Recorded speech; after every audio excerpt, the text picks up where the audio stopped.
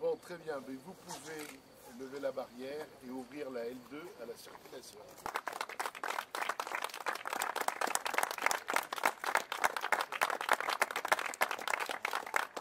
Le véhicule du 341 ainsi que la Pyrmède en vitesse réduite avec pas mal de véhicules derrière, donc déverser les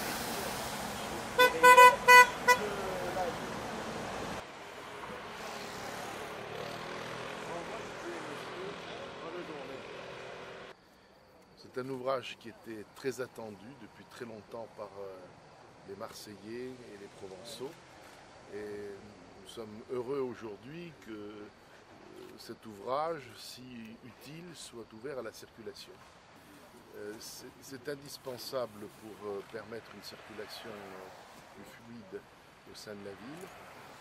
Dorénavant, pour aller des Arnavaux à Florian, il faudra 10 minutes à peu près, au lieu de 45 à 50 minutes aujourd'hui. Donc c'est un progrès très important.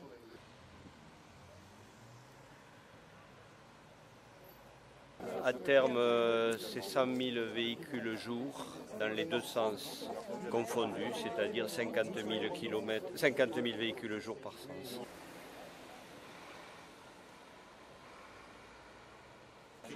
On aura une augmentation du trafic sur les autoroutes sur lesquelles se raccorde la L2, c'est-à-dire l'autoroute A7 et l'autoroute A50, avec des augmentations de trafic qui peuvent représenter une dizaine de pourcents.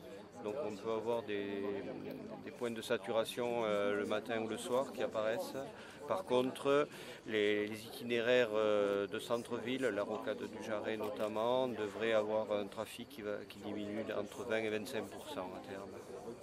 Au niveau des temps de parcours, aujourd'hui on va mettre en service un itinéraire de 10 km, 9 km 700 très exactement, entre l'autoroute A7 et l'autoroute A50. En conditions de circulation normale, il faudra environ 10 minutes pour le parcourir. Alors la référence, c'est quand il n'existait rien de comparable. En 2014, il fallait entre 30 et 45 minutes pour traverser la ville à cet endroit. Donc un gain très significatif de temps, de bruit, de pollution.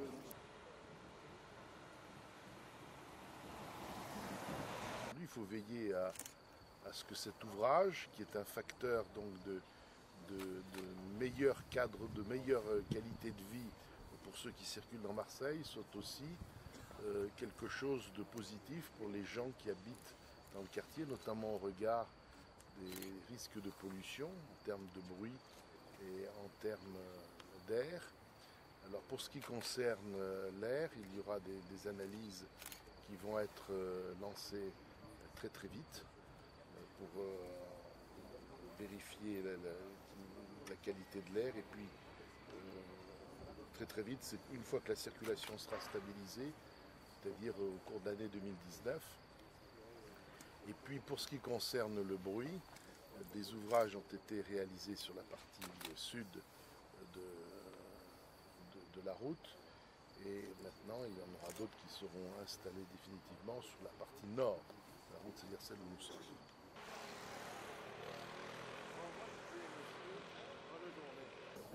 Parce que c'est compliqué, c'est un ouvrage très complexe, très coûteux, beaucoup d'interventions. C'est un ouvrage qui se réalise dans un milieu urbanisé, un site occupé. On est obligé de faire des phasages, des sous-phasages. C'est pas comme quand on réalise une déviation neuve en dehors de toute emprise.